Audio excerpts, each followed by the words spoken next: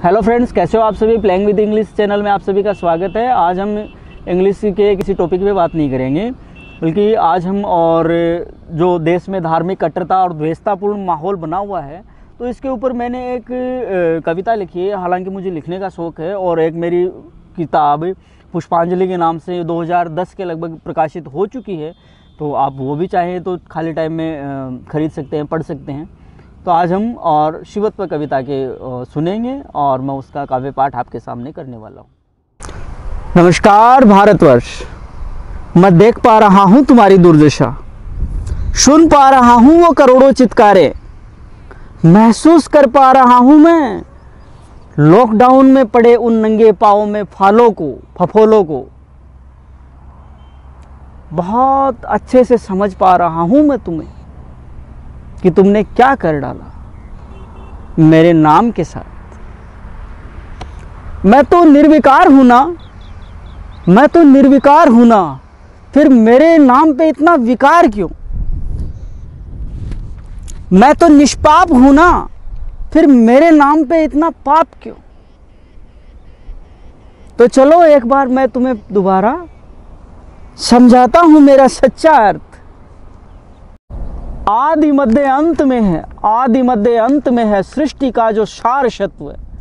प्राण जिसमें है संभव वो परम साधन शिवत्व।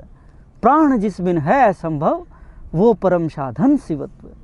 वृष्टियों में मेघ की तड़ित किसी गर्जना में, वृष्टियों में मेघ की तड़ित किसी गर्जना में, पंछियों के गान की इष्ट अर्पित अर्चना में, विरह के संताप से लेकर प्रेम की सीमाओं के भी है परे आनंद की शार गर्भित वंदना में। विरह के संताप से भी परे है और प्रेम की सीमाओं से भी परे है शिवत्व। तो क्योंकि वो जहाँ आनंद है वहाँ शिव है। कहा भी गया है ना, चिदानंद रूपम शिवोहम शिवोहम।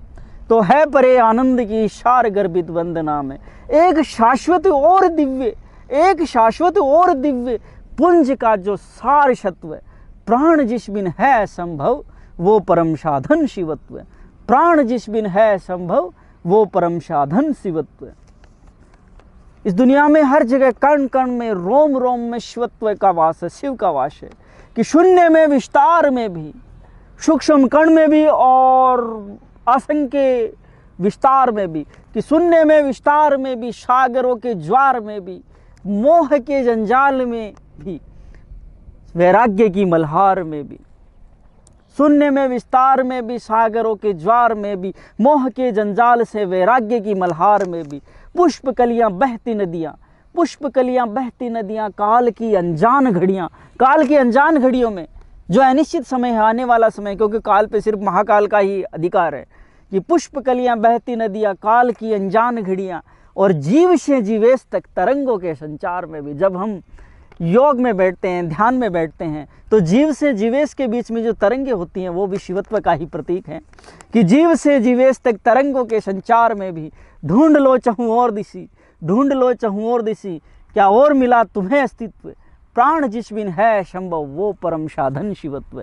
प्राण जिसबिन है संभव वो परम साधन शिवत्व। कुछ लोग मानते हैं कि मांसाहारी लोग होते हैं या मद्यपान ड्रिंक जो लोग करते हैं वो आध्यात्मिक नहीं होते, लेकिन मेरा दृष्टिकोण थोड़ा अलग है। क्योंकि अघोरी भी और आध्यात्मिक होते हैं, लेकिन वो मांस भी खाते हैं, मछली भी खाते हैं, दारू वारू भी पीते हैं। तो इसलिए मैंने लिखा था कि मांस मध्य मीन में भी, ध्यान तप और योग में भी, अघोरियों कपालिकों के खप्परों से भोग में भी, ग्रह नक्षत्र आकाश गंगा, ग्रह नक्षत्र आकाश गंगा उतुंग शिखरों के दायित्व, ग्रह नक्षत्र आकाश गंगा उतुंग शिखरों के दायित्व, नियत करने हेतु, नियत करने हेतु प्रकृति पुरुष के संजोग में भी। ये संपूर्ण सृष्टि प्रकृति और पुरुष के मिलन से बनी हुई है, इसलिए नियत करने हेतु प्रकृति पुरुष के संजोग में भी क्षण भर भी नहीं रुकता। क्षण भर के लिए भी प्रकृति का कोई भी काम नहीं रुकता है। सूर्य को जब निकलना है तब निकलेगा, चंद्रमा को जब ढलना है तब ढलेगा। कि क्षण भर भी नहीं रुकता अर्धनारीश्वर का समत्व है। प्राण जिसबिन है संभव वो परम साधन शिवत्व है। प्राण जिसबिन है संभव वो परम साधन शिवत्व है। इस दुनिया में अनेकों प्रकार के धर्मों का प्रचलन हुआ, लेकिन सभी धर्म सनातन धर्म के बाद में हुए और शायद वो कहीं ना कहीं सनातन धर्म से ही प्रेरित माने जाते हैं। तो इसलिए लिखा गया है, मैंने ये लिखा है कि तीर्थंकरों की शिक्षा में 24 तीर्थंकर हुए हैं, लेकिन उनकी शिक्षा में भी शिवत्व ही नजर आता है मुझे।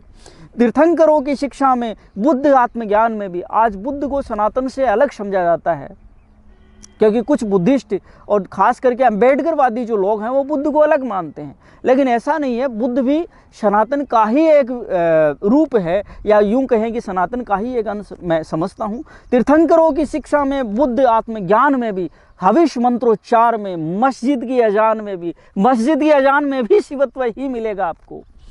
कि तीर्थंकरों की शिक्षा में, बुद्ध आत्मज्ञान में भी, हविष मंत्रोच्चार में, मस्जिद की अजान में भी एक है उद्गम सभी का। जब हम एक ही जगह से आए हैं और पड़ाव भी जब एक है, उद्गम सभी का पड़ाव भी जब एक ही है, हो जीवन यात्रा खत्म, शमशान कब्रिस्तान में भी, शमशान में भी वही है और कब्रिस्तान में भी वही है। सब सोपानों से पाया सत्ता का जिसने सिंहासन, गरल पान से बतला दे, उनको भी लघुत्व और गुरुत्व है। प्राण जिस बिन है संभव वो परम साधन शिवत्व है। निरीह कपोत रक्षा में शिवी के बलिदान में भी, ये भारतवर्ष है, यहाँ तो ऐसे राजा हुए जिन्होंने एक निरीह निर्दोष एक कबूतर की रक्षा के लिए अपने प्राण तक दांव पे लगा दिए थे राजा शिवी ने। कि निरीह कपोत रक्षा में, शिवी के बलिदान में भी, और कलाम के विज्ञान में, कलाम का विज्ञान भी शिव से ही निकला है। आज आप लोग इस चीज़ को अंधविश्वास मानते होंगे, लेकिन जो शिव को वास्तव में जानता है तो विज्ञान बाद में है, शिव पहले है। कलाम के निरीह कपोत रक्षा में, शिवी के बलिदान में भी, निरीह कपोत रक्षा में, शिवी के बलिदान में भी, कलाम के विज्ञान में, गोविंद के रसखान में भी, और गोविंद के रसखान में भी भगवान धर्म नहीं देखते हैं। रसखान मुस्लिम था, लेकिन उसको गोविंद की भक्ति प्राप्त हुई। तो कलाम के विज्ञान में, गोविंद के रसखान में भी, शरणागत अभेदान में, हम्मीर वचन की आन में भी, राजा हम्मीर ने वचन दिया था ना शरणागत आए हुए हो को, तो शरणागत अभेदान में, हम्मीर वचन की आन में भी, कर्मावती प्रेरित हुमायूं राखी के सम्मान में भी। और कर्मावती ने जब हुमायूं को राखी भेजी थी तो उसके सम्मान में भी कहीं ना कहीं शिवत्व ही था। हर धर्म के हर मर्म में नटराज प्रेरित है अपनत्व। हर धर्म के हर मर्म में, मैं फिर कहूँगा, हर धर्म के हर मर्म में ही मिलेगा आपको। हर धर्म के हर मर्म में नटराज प्रेरित है अपनत्व। प्राण जिस बिन है संभव वो परम साधन शिवत्व।